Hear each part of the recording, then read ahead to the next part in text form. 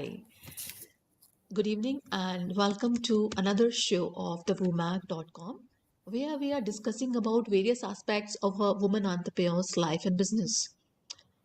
Today, we are delving into a different concept.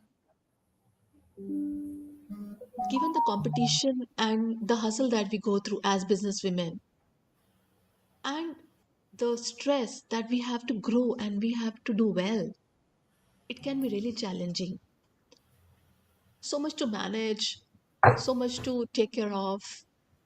You look at your product, you look at your services, you look at your marketing, finance, everything you have to take care of, and you manage with small teams. And irrespective of the size of the business that you're running, you may face a lot of challenges.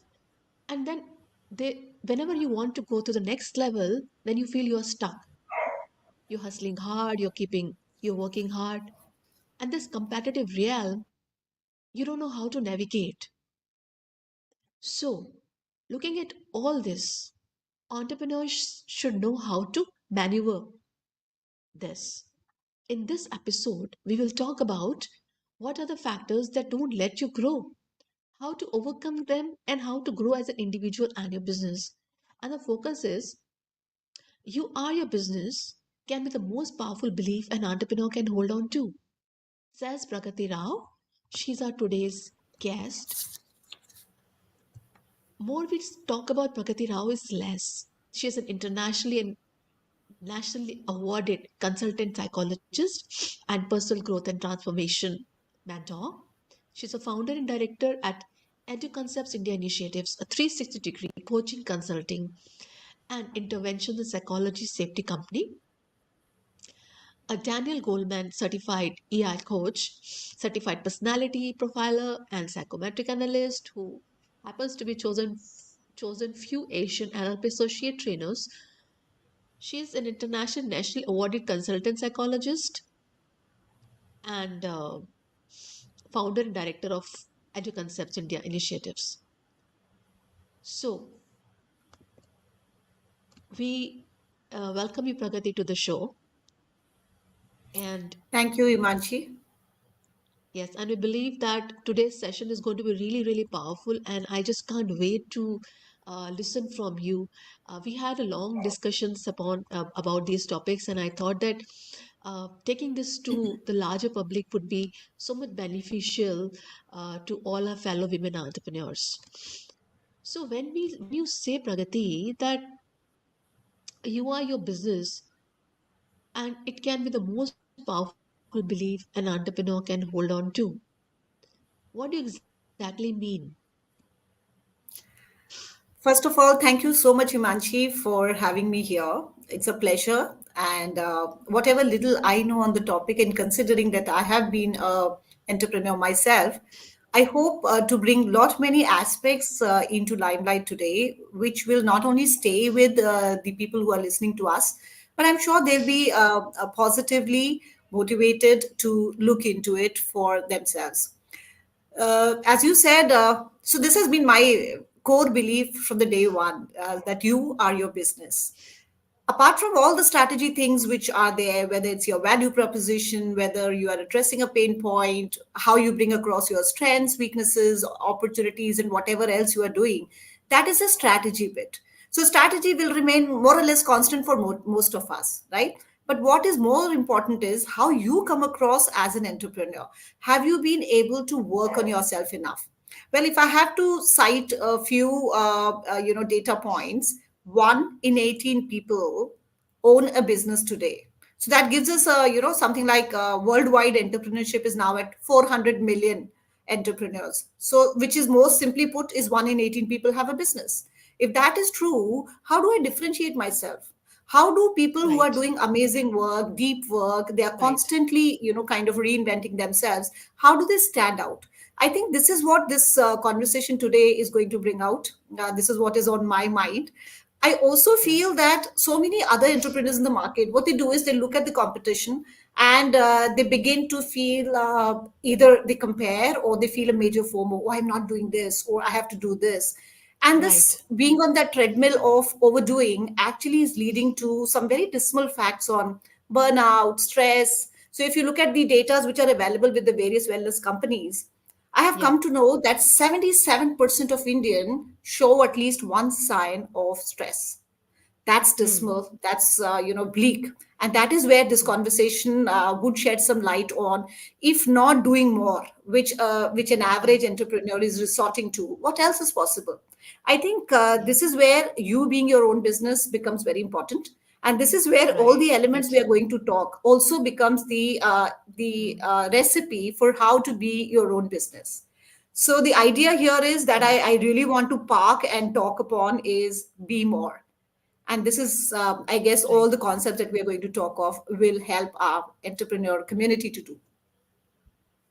Right, Pragati rightly said, because thing is that whenever there is a business, there's an individual behind it. The founder is behind starting any business, and it definitely about, this is not just about the skills and the knowledge of doing business. It's about the personal, what the person is going through, is his or her personal ecology, and how much stress that person can take. And in fact, many of this, one out of 18 entrepreneurs, you say, how many of them are actually they're having a team of, three or more, and most of the time these people are managing everything on their own. And secondly, there's so much of pressure from, like, social media. I have to do well in my business. At the same time, I'm pulled by social. Okay, as you said, this person is here on LinkedIn also, this person is here on Instagram also. Okay, this person is doing influencer. What should I become? Whether I should manage my own business, or whether I should, become an influencer, or market my own products. And there's so much to do. And definitely, this is adding so much of pressure on entrepreneurs. And you see that every day we are hearing the news of younger people dying of cardiac arrest. So it's like little deviation from the topic. I think it's all interrelated. And True. uh, it's not just about standing out. The question is that how I can grow in this realm. I should stand out, or I should grow. What I should do? Can they coexist? That is the question. So you have something to say if about it. if you ask me, balance is the key word here, and this is one word which you would hear me saying for last almost a decade now. And balance only comes when you truly know yourself, when you have a internal reference to how and what you want to achieve as part of your company that you have launched, or the products that you are bringing, or the pain point that you are addressing. I feel this is possible only when you don't compare yourself with the outside world, rather you have a game plan of your own. So now look at this. We all love certain things. We all have certain passions, right? And those passions would definitely, we kind of, so many products that, especially women oriented products that I'm seeing, or services that I'm seeing, they mainly, passion projects. They love the whole idea of, oh, this is what I'm good at. This is what I'll bring to the table. And they launch something and they do fairly well at that. Now, the challenge here is because they are looking at the world and kind of taking that as a reference, they are always on a a pendulum, so going from one corner to other, and they are not in a stable position. That stable will only come when you work on your mindset, when you really know what is Right. important to you, when you actually look at, okay, this is what I can do and this is what I'm not even bothered to look at. So you'll have to actually put a blinder, just like a horse in a marriage, and just look Yeah. straight into what you want to do. Yeah. And whenever you Yeah. take that blinder off and you look around, it should be for more inspiration. It should be for what else is possible. It should be for creativity. It may sound Hmm. very positive to the core, but trust me, that's possible even if you create windows of small little time and gap, Hmm. in a Hmm. regular day. Just a little check in Hmm. of how am I feeling in this moment? What can I do best? What can I learn from? Even I say comparisons could be a great place to learn from, rather than being Right. envious or jealous or being Right. experiencing FOMO. This could be a great place of what the other person is doing. Yes. And I was reading something which said jealousy is actually a very beautiful feeling. And most of the people listening to me would say, what? Interesting. That's so It interesting. is a beautiful feeling because it tells you what the other person has, your core also wants it. That is why you look at that person and you get jealous. You are so Right. wanting that one thing that person has, whatever it could be, a kind of Yeah. service, or the way Yeah. they appear, the way they Yeah. talk, the way they bring some great quality into their work. That, if Yeah. that makes you jealous, go for it and kind of bring it into your life. Yeah, that's bringing some benchmarks in our lives, So, okay, I can be like that. I can be, yeah, that's a good thing. It's always better to be aware of things around us, what others are doing, and then and try to adjust that in our given setup. Yeah. One thing that really intrigued me while we were talking the other day, you were talking about three M's, and that we included in our description also. And I will not talk about it. I would like you to talk about is how these three M's can be a game changer and help people, entrepreneurs, pivot their situations in their businesses, in their journeys. So you talked of three M's, and basically it was meta messages, mindsets, and Yeah. mental models, right? Now, Yeah. meta Yeah. messages. Look at an entrepreneur who goes about saying a lot of things and does not deliver. Yeah. And look at another one who would say a few things, promise a few things, and deliver. The difference between these two is the big amount of trust the later person would have. So when you say and when you do together, you're sending out a message that I'm dependable, I'm reliable, you can trust on me. And that is where some people would blindly go to others who are, able to give that kind of meta message, which is all about what you say and what you do. That matters. And also, it kind of tells you more about the entrepreneur. What are their preferred sense of awareness? Are they able to see a situation from multiple, what do I say, multiple windows, or from multiple viewpoints? It also talks of the sensitivity of that person to the client and Yeah. addressing that pain point. So this is where meta messages become very important, because I think one of the best way of giving the right meta message would be to ensure and believe that other people's perceptions are their reality. So you may go about telling them no, no, or justify your ads, or you may just simply say and do and kind of bring congruence to it. So that's one area of meta message which is so Can important. you What give you can you say. give an example? Can you give an example, Okay, Pragati, so like say so for for people example, to understand? if I give you the one of the simplest example here, so what you say and what you do not say, what stands you take on certain issues, and what stands you avoid. You don't say anything, even if you see somebody doing something really bad in the business, you would not call them out. That is where it talks volumes about you as a person, how strong you are as a person. So that is where meta messages become very important, because they also tell you about the kind of person you are. So as we begin with something very precious, we are our business, and our meta messages are sending those messages out about how would I be if you give me your business. Would I be Yeah. able to deliver? Would I be able to keep my promises? Is where meta messages come into, so these are basically messages going out because of your what you do, and also because of what you don't do. So if you Okay. if you So, fulfill something on let's time, say, that talks volumes about you, right? That talks volumes about your professionalism. But what if you don't fulfill, and you keep promising and you keep explaining and you keep denying and being dismissive about it? That also talks volumes about the temperament and the character that you have as a person. So this is where meta messages have assumed yeah. big, responsibility in current times for an entrepreneur, because we have so many of them. How come some of them are so dependable? You just love going back to them, and that is where repeat business also comes into picture. Repeat business will only be Yeah. there when your meta messages are clear, transparent, Mm. and they talk volumes about your character. The second bit here was what was the second thing Yes. here? Mindsets, right? Okay.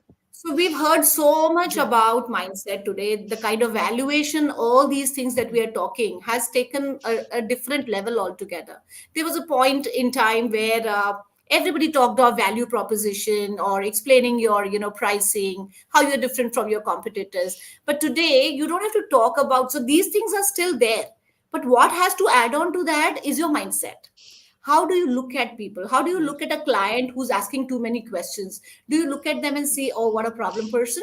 Or do you realize that, oh, I need to give some more input for this person to be happy and contented enough? Because asking questions is not bad. What is bad is maybe this person is asking questions because you do not clarify what you are supposed to offer. So mm, this is the change in mindset. You can actually be fixed mindset. This is how it is. This is what it is. Please take it or leave it. Or it could be a growth mindset where it's okay. So it's a feedback for us. Even if you do really bad in certain areas, you learn from those areas. You bring about changes, innovations, or maybe even certain changes so that the customer actually benefits. So it's not about your ego. It's about the point on which you are playing. Are you addressing a pain point? Are you giving a service which you say is good enough? Then in that, it has to be good enough in that case. And then let's not forget about the growth mindset, which has become such a buzzword today. And growth yeah, mindset simply says stop taking things personally. It's not about mm, you, it's about that service. mm, So when we can segregate mm, taking things personally, we actually become very powerful entrepreneurs. Because what is happening is we are not allowing others to tear us down. We have very clear boundaries of what is possible, what is not possible, and we convey that in a very clear mm, term. We are flexible enough. We are more kind, not just to the client, even to ourselves when we fail, and we are mm, open to the idea of taking failures as a learning and kind of enhancing, improving whether our product or service accordingly is also in our, not taking things personally. mm, Mentally, mm, you are in such a mm, safe space when you are, not taking things personally, that I don't have to say, because then you are not agitated, arrogant, looking at people as problems. And most importantly, mm, when you don't mm, take things personally, you work on your biases. We are all biased. I mm, will be very happy to tell you we are yeah, all biased to some extent or the other. mm, But when you don't look into your yeah, biases is when you yes, when you just kind of dismiss it, deny it. mm, Coming back to the third aspect here, which is the mental models. mm, Now look at that. How does I have a mental mm, model different from you? That is mm, because there are clear things in between what I see mm, outside and what I think of it. Now, what are those mm, things? It could be your education, your experiences in mm, life, your exposures in life. It could also mm, be how you perceive things. Are you always looking at things from what is it right, in me, in this for me, or you're looking at a greater good, or you're looking at just a perspective of understanding what is happening? So this is where mental models become very important, because what is happening in the world and what I am kind of blending it with my own personal drama and understanding, which is my reality. So it has to be very close. mm, What is happening outside, what you understand of it, has to be very close. mm, It is only close when you are clearly mm, working on how you're looking at mm, things. That's the mental models. And all three of them mm, have to be pursued um, mm, at least for a longer duration of time by every entrepreneur. mm. Hmm. So, coming to it, meta messages, mindsets, and mental models. Meta messages are not just a message, verbal messages. Meta messages are the messages that we are sending across, how we act in a particular situation, how behave in a particular given situation, and how even like how people are perceiving us. So Hmm. that's a meta messages. Okay, Hmm. how I react or respond to the feedbacks and to the To to the setbacks, different to opinions. failures, to Yeah, not being to able to deliver, setbacks. how Yes, communicative I am, that's my how mindset. I'm, Yeah. I'm being very precise and flexible enough Mm, to share that information at what is happening at my end.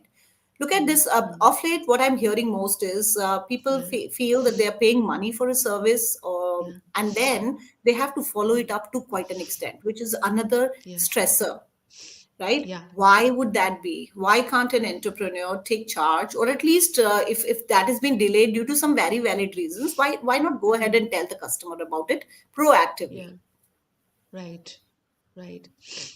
So, Vibha Soni is saying that it's all about a growth mindset, always open to learning, experimenting, exploring to start your entrepreneurial journey. So, I again want to, just want to ask you if you say that this is the growth mindset. So, what would be like three, four things that come to your mind when you say growth mindset? Because this talk is I about totally love this question. This breaking is a very barriers, beautiful breaking question. barriers. suppose let's say, for example, if I have a particular sales level, okay, let's say I have a particular X sales level, I want to go to Y sales level, maybe let's say double my sales in next quarter, and I have all the ingredients, but how do I break through this? Like, what could be the what, how the three M's come into play? Can you just throw light on this? So look at this. If your meta messages are not clear, obviously you will not be attracting the right customer. You will not be attracting the repeat business. So whatever goals that you've set for yourself, they will be impacted to some extent. If your mental models are not fit enough, again you will be seeing what is happening in the market, but you will be adding your own color to it, which may not be a great idea. And finally, if we talk of the growth mindset, I have to tell you there are four clear things which people who are able to implement right businesses and make them work for them, they do. One of them is the whether you're focusing on the end result or you're focusing on the process, because the process is which is finally leading to the end result. So if the process is not fine tuned, refined, and looked for what is blocking there, chances are you would say that I have a growth mindset, but you're actually not doing much about it. The second is again the final product or the effort. I think the effort has to be glamorized a lot. What we glamorize is the final product. And only when you glamorize the effort bit, you will anyhow be fine tuning it to the extent where the final product is beautiful. The third thing here would be how much you're controlling and delegating your work. A lot of people with growth mindset, they are not control freaks. They are delegation freaks. They would delegate, they would save that energy for, fine tuning other things which need their attention. So I think that's another sign of how controlling you are. Where is that need for control coming from? Because if that is there, certainly you're not a growth mindset person. You need to be a delegated kind. You need to be not micromanaging. And lastly, it's also about how open you are to updating your values. So values here would be what is important to you. What will happen if that one thing comes? What bigger meaning will be achieved by the by you as a person? Not just about with respect to the financials, but also with respect to the entire value chain that you have created.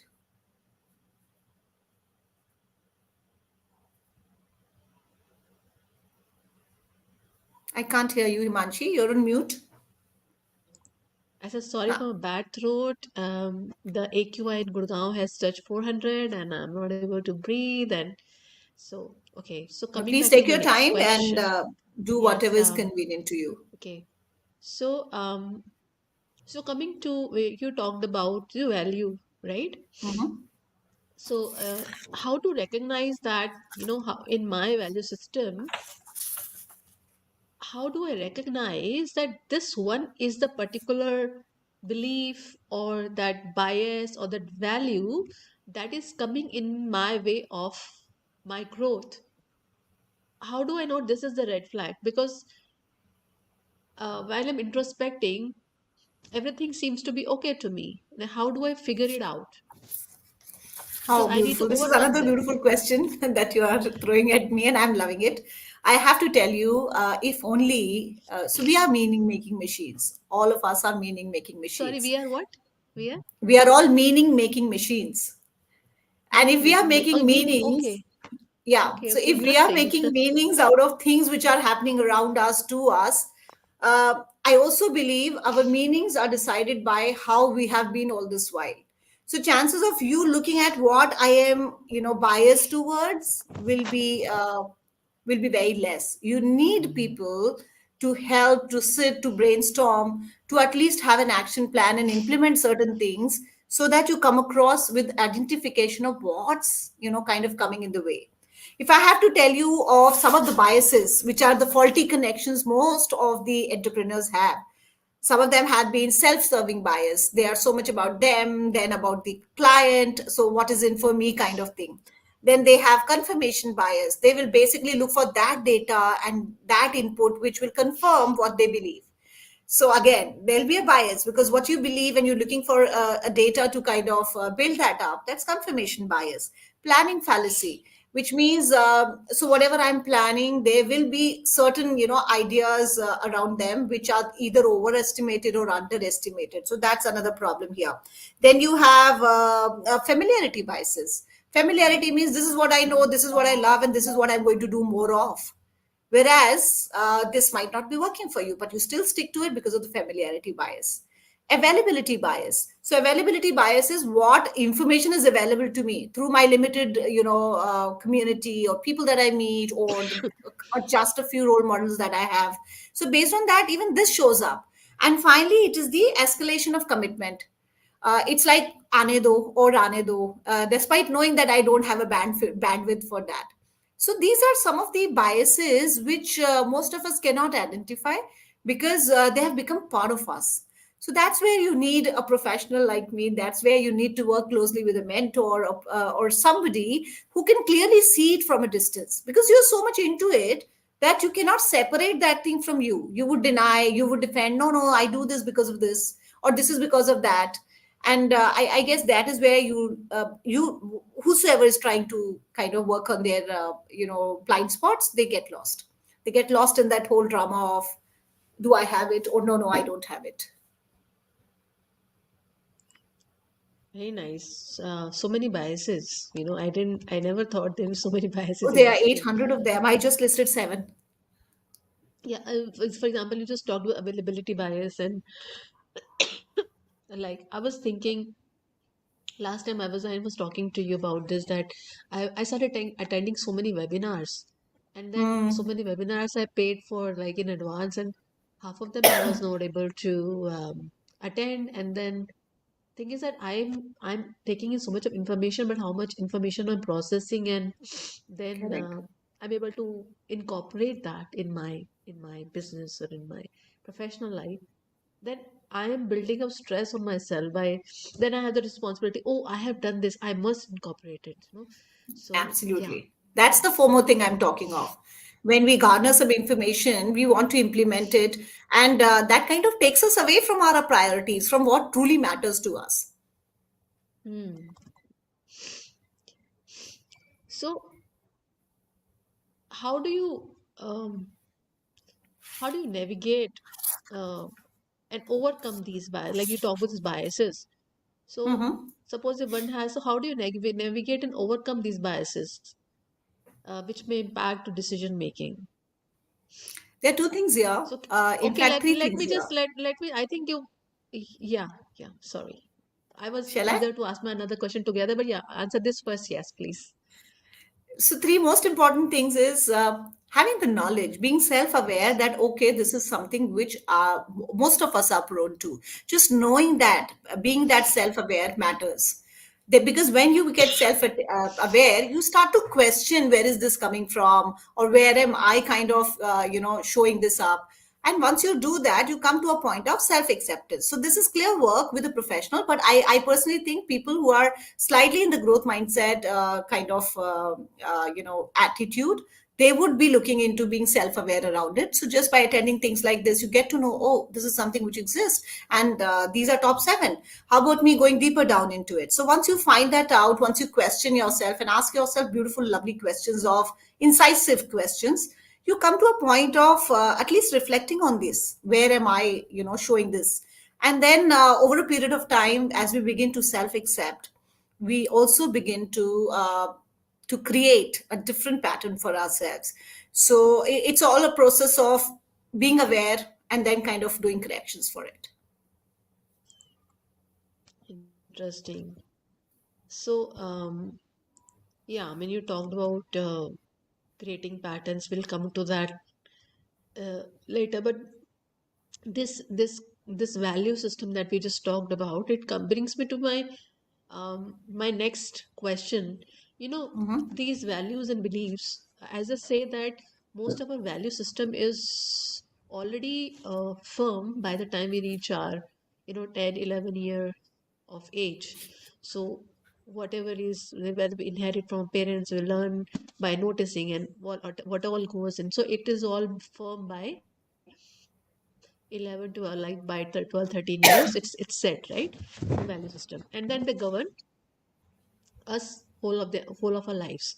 I want to ask you, and these the govern and these can be, in some cases, when we see people who are super successful and this thing, we see that what they are bringing with themselves, from the childhood. And some of them, even if they try very hard, they're stuck. So yes, we know that there's something behind there which is pulling them back. So my question is that if that value system is set already, so that's the code that we are carrying, that the DNA that we're carrying, is there any way that we can change that value system or break that code, replace with some different code? Is it possible? I've heard this many a times where people believe values are so deeply encoded in us that we won't change them, we can't shift them.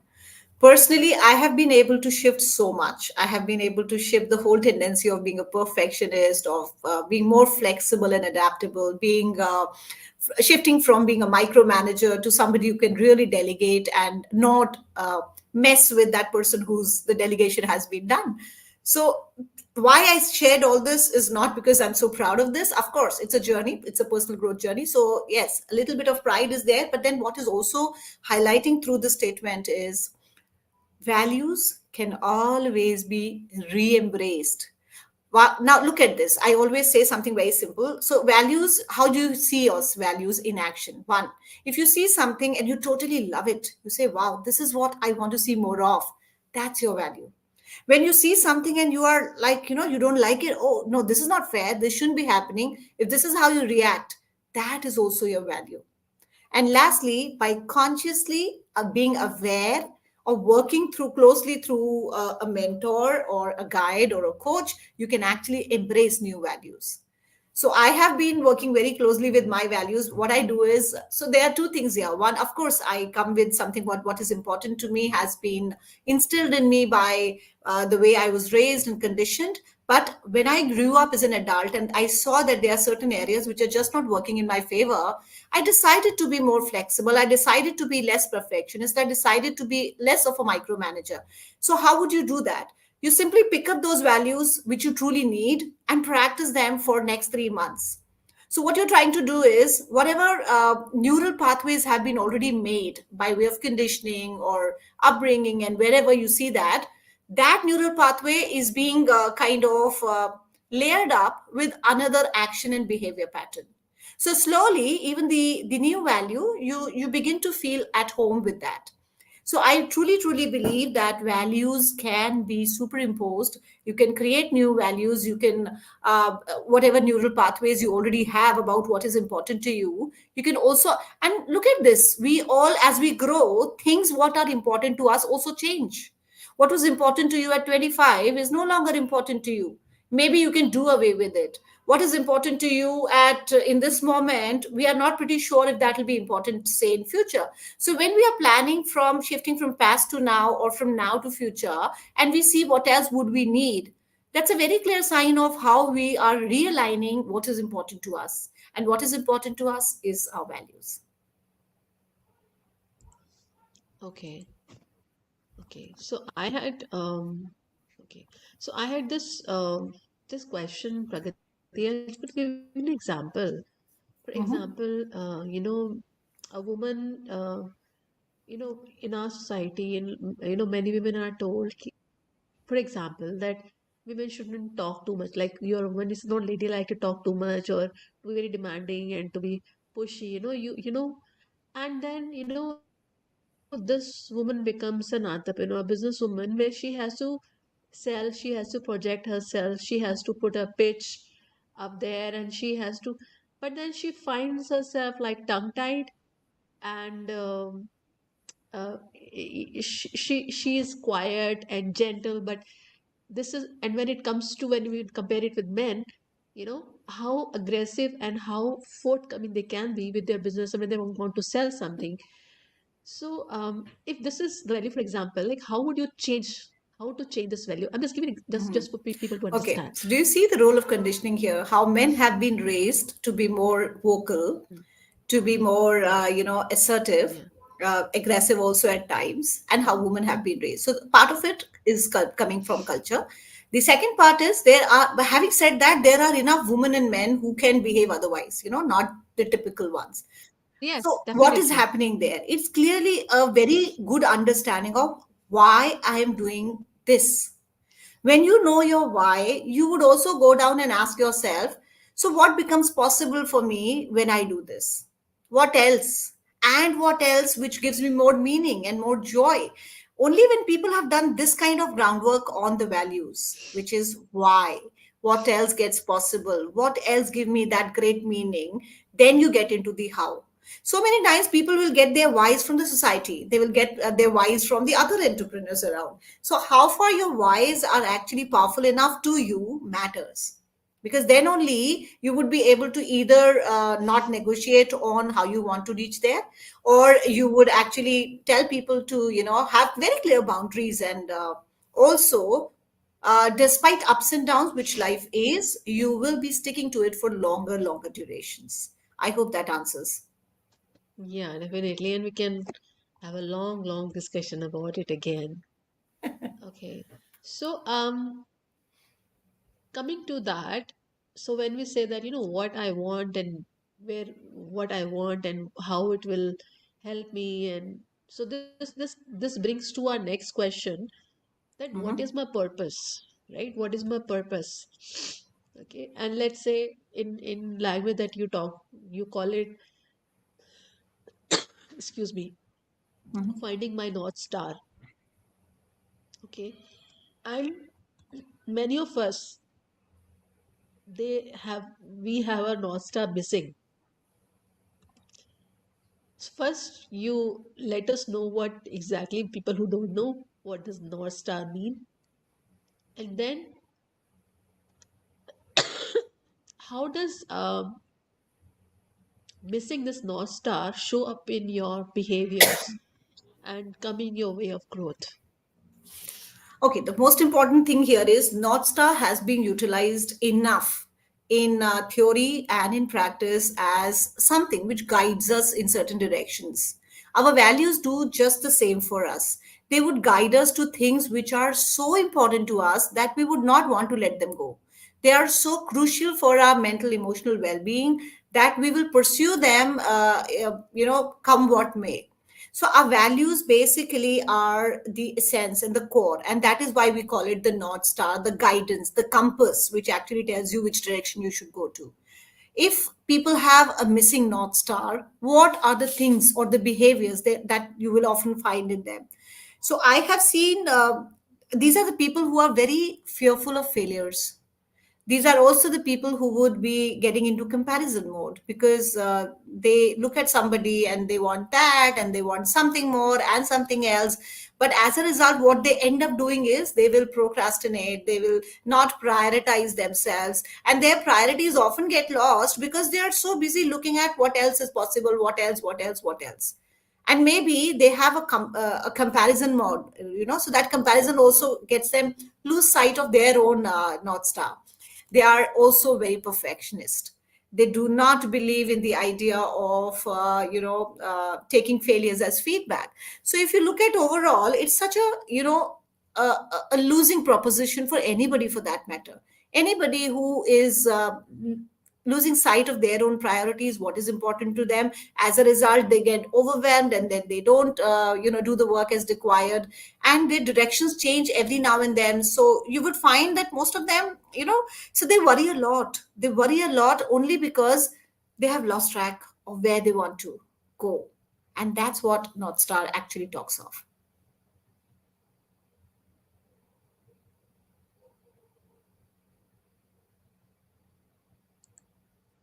Yeah, because then that's why many of people, they start their business, they just jump into it and they don't know why they're doing it and what they want to get out of it and where they are going. So if I don't And they have will the also compass set repeat the right, same that this is mistakes. the If you would have destination, realized, so they I'm are the people who starting. will repeat the same mistakes. Yes, That is because of missing North Star. yes, yes, and that's why you keep working hard and harder. Oh, I'm working hard. I'm so working hard. I'm okay now. In 5 years or 10 years, I'll get this result. But then you're working hard and hard. But though in what True. direction that you're working in also True. matters a lot. So hard, working hard only comes from a place of hustle, from a place of comparison, from a place of Mm. not knowing where you truly want to go, not knowing your purpose, not knowing what is so important that you are very well able to put a blinder here and not see the world. Of course, you have to see the world for data, for new innovations, so much more. But then, when it comes to mindset and growth, you have to have some internal focus, And that internal focus actually gives you some stability and balance. So, so for example, now I got my North Star, I started an enterprise, but then in order to run it successfully and sustaining it and growing it can be challenging, right? As you're talking about. So, each challenge in every stage requires unique problem solving. Mhm. How can, so when you talk about um, experiencing a situation, for example, like I experience a problematic situation. When we say that challenge, this is the challenge number A, I'm facing the experience. So um, how can we change uh, the way we are referring to this experience? Because referring to an experience or thinking can help us think differently, and pivot to a better solution or a totally different new perspective. So, question is, how can we change the way we refer to an experience? I'm loving your questions, honestly. I mean, when you ask them, they're coming from such a place of curiosity, and you're actually making me think. So, there are two tools that I can offhand think of. One of them is how you look at it and ask intelligent questions, and the second is how you look at your own thinking. When we are able to think about our own thinking, that becomes a superpower. Currently, the biggest thing which is happening is the world of entrepreneurs is not divided between the weak and the strong, or the successful or the failures. It is divided between the learners and the non-learners. While learners would find out what else is possible, what else can I True. utilize to shift from this place to other, you will find non-learners kind of justifying their mistakes, repeating, being in the loop of the same errors, having too many open loops and getting overwhelmed, and then they say, oh, the whole idea of doing business is different and difficult at the same time. So when it comes to looking at an experience and kind of asking intelligent questions, I would say two ways. You listen to what is happening, whether it's coming through your through your client, through your teams, through your, the culture in the organization, and ask yourself, what else could it mean? Whatever I am hearing, there is one meaning that we will attach. As I said, we are meaning making machines. So whenever I hear something, I will make some meaning out of it. And that is such a me meaning. Yeah. So me. So now when you don't take that so me as a reality and you ask yourself, what else could this mean? You actually open up a loop of brainstorming where you find out, achha, this is also possible. This is also the meaning which can come up. And that is where you are able to kind of benefit from it rather than just having it as an experience. The second important thing is look at the same scenario and the questions that you can ask, which can actually be said or touted as very intelligent questions, would be, in what other situation will this be useful? I'm going through this. Okay, this is a reality. This is what it is. This is how I am seeing. This is how my other members are telling me. So, if this is true, in what other situations could this be, helpful? Or in which area of life this is already helping me?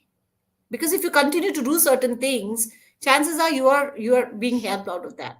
Only by asking yourself you get to the core of how and why you are kind of redoing it and doing it again.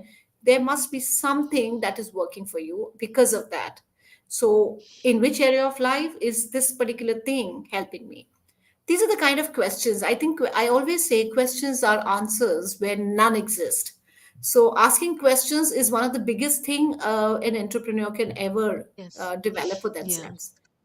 Yeah. And yeah, I agree with you. The best way to find solutions to my problem is by asking questions until I Exactly. find them. Until I find them.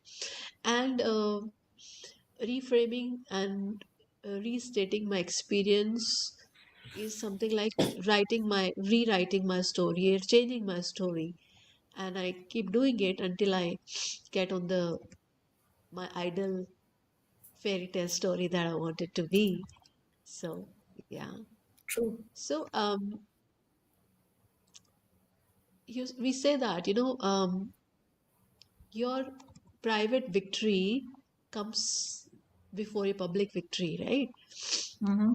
So in this fast-paced world, when you talk about entrepreneurship, with so much bombarding from all the sides, what self-regulation tools have proven most effective for you? And how do you ensure a win-win situation in both personal and professional aspects of your journey? Okay.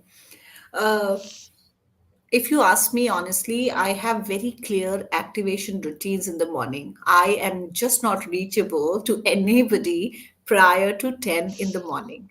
And there's a reason for that. Uh, Especially for small and medium sized enterprises, we need to work a lot, we need to plan a lot, we need to delegate a lot, we need to we are actually the culture of our organization. And if we don't do right stuff, the chances are it will not flow from top to bottom, and the other way is just not possible. Culture never flows from bottom to top, it's always from top to bottom. So if I have to be available as an entrepreneur who is a good example, a great role model, and a great mentor, I have to begin with myself. You are your business. Right, That's the strategy all about. So I initiate my mornings with very clear breathing exercises, by taking out time for family and relationships. And I've always heard that a clear sense of purpose is what makes us begin. Then when you also have physicality working in your favor, taking care of your physical health, it may not be about going to a gym per se, it could also be simple exercises like doing a yoga or surya namaskar or something which works for you with your kind of temperament. So these are some of the exercises that I engage in the morning itself. I am a spiritual person, and I love to hear the spiritual bit that I do, and that is something which flows in the environment in the morning. And I think that fills me up to quite an extent, emotionally and spiritually, as well as mentally. So physicality, I think, is one. Relationships is two. Third is my complete sense of purpose, where of course, I look at people and I also feel ye bhi chahiye, wo bhi chahiye. But I also then put my blinders on and say, no, focus on what you are doing, because this is what right, is more important. So that sense of purpose. And finally, blending in a little bit of spirituality actually elevates my whole presence. That helps me be available to myself and also be available for right, my clients. The kind of work that I am in, I have to hold the space in the most non-judgmental ways. And if I have to do that, I can first stop the inner chatter that I have, the judgments that I have. I have to be more compassionate for myself.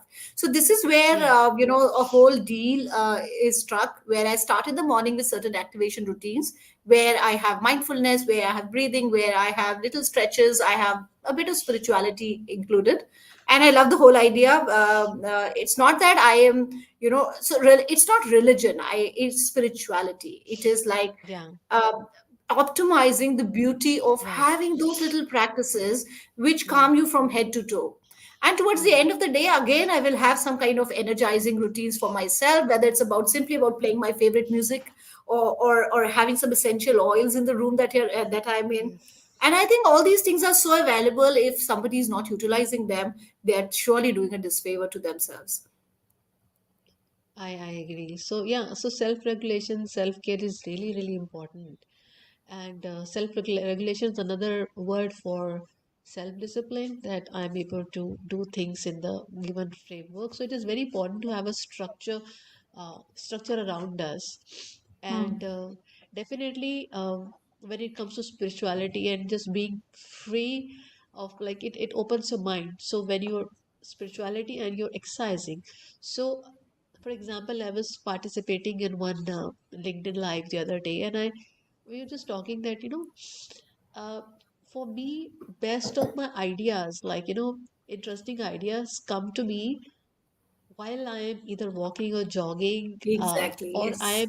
I'm praying also. When I'm praying and I'm focusing on prayers, and this idea comes to me, I said, I should continue prayer, I should write it, then I immediately, so because it opens your mind, and it makes you receptive to a lot of stuff in. That's See, the that's the why beauty of our we all mind. come here. Mm, Consciously, we might get busy in something or the other, but the question we asked in the afternoon gets answered at some point.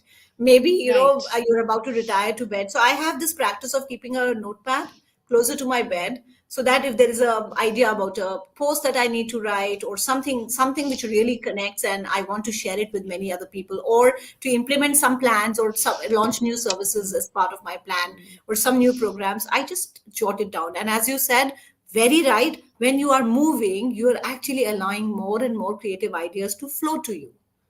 mm, mm, right. So yes, Alanazir Bhanji is saying that keep your mind open. Yoga, meditation, or mindfulness are the most effective ways and important for your body health. Yes, and before your work schedule starts, please do it for the framework and structure for your balance and eat almonds. That is so nice. Thank you so much, Al Nasir, for your comment. We really appreciate taking your time out and writing comments. And thank you so much, Pragati. And just taking a just recapping that we talked about 3Ms. We talked about which call meta messages, Pragati, meta messages, mindsets, and mental models. We talked about how we can change the value system, identify a value system, and change it with the right one. Um, how we can find the North Star and start working towards it, and